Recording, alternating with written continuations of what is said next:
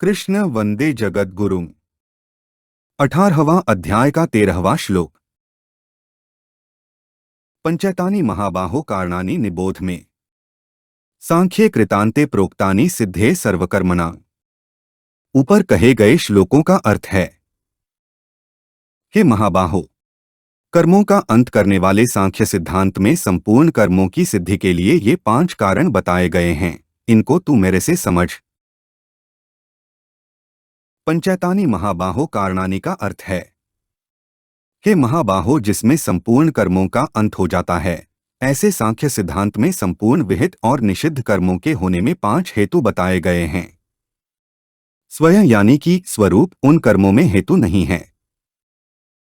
निबोध में का अर्थ है, इस अध्याय में भगवान ने जहां सांख्य सिद्धांत का वर्णन आरंभ किया है, वहां निबोध क्रिया का प्रयोग किया है, जबकि दूसरी जगह श्रेणु क्रिया का प्रयोग किया है। तात्पर्य यह है कि सांख्य सिद्धांत में तो निबोध पद से अच्छी तरह समझने की बात कही है और दूसरी जगह श्रेणु पद से सुनने की बात कही है। अतः सांख्य सिद्धांत को गहरी रीति से समझना चाहिए। अगर उसे अपने आप यानी कि स्वयं से गहरी रीति से समझा जाए तो तत्काल तत्व का अनुभव हो जाता है। सांख्ये कृतांते प्रोक्तानि सिद्धे सर्वकर्मणाम का अर्थ है, कर्म चाहे शास्त्र विहित हो, चाहे शास्त्र निषिद्ध हो, चाहे शारीरिक हो, चाहे मानसिक हो, चाहे वाचिक हो, चाहे स्थूल हो और चाहे सूक्ष्म हो, इन संपूर्ण कर्मों की सिद्धि के लिए 5 हेतु कहे गए हैं।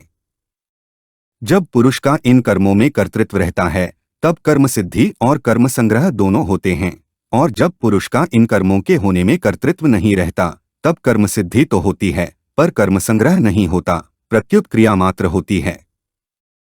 जैसे संसार मात्र में परिवर्तन होता है, अर्थात नदियां बहती हैं, वायु चलती है, वृक्ष बढ़ते हैं, आदि आदि क्रियाएं होती रहती है, परंतु इन क्रियाओं से कर्म संग्रह नहीं होता, अर्थात ये क्रियाएं पाप पुण्यजनक अथवा बंधनकारक नहीं होती।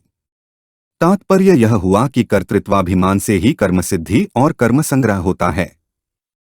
कर्तृत्वाभिमान मिटने पर क्रिया मात्र में अधिष्ठान, करण, चेष्टा और दैव, ये 4 हेतु ही होते हैं।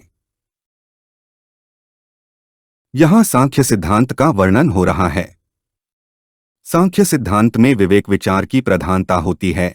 फिर भगवान ने सर्वकर्मणा सिद्धे वाली कर्मों की बात यहाँ क्यों छेड़ी? कारण कि अर्जुन के सामने युद्ध का प्रसंग है। क्षत्रिय होने के नाते युद्ध उनका कर्तव्य कर्म है।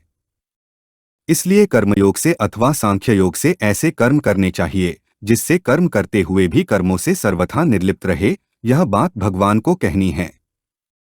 अर्जुन ने सांख्य का तत्व पूछा है, इसलिए भगवान सांख्य सिद्धांत से कर्म करने की बात कहना आरंभ करते हैं। अर्जुन स्वरूप से कर्मों का त्याग करना चाहते थे, अतः उनको यह समझाना था कि कर्मों का ग्रहण और त्याग दोनों ही कल्याण में हेतु नहीं हैं। कल्याण में हेतु तो परिवर्तनशील नाशवान प्रकृति से अपरिवर्तनशील अविनाशी अपने स्वरूप का संबंध विच्छेद ही है। उस संबंध विच्छेद की 2 प्रक्रियाएं हैं, कर्मयोग और सांख्य योग। कर्मयोग में तो फल का अर्थात ममता का त्याग मुख्य है और सांख्य योग में अहंता का त्याग मुख्य है। परंतु ममता के त्याग से अहंता का और अहंता के त्याग से ममता का त्याग स्वतः हो जाता है। कारण कि अहंता में भी ममता होती है, जैसे मेरी बात रहे, मेरी बात कट न जाए, यह मैंपन के साथ भी मेरापन है।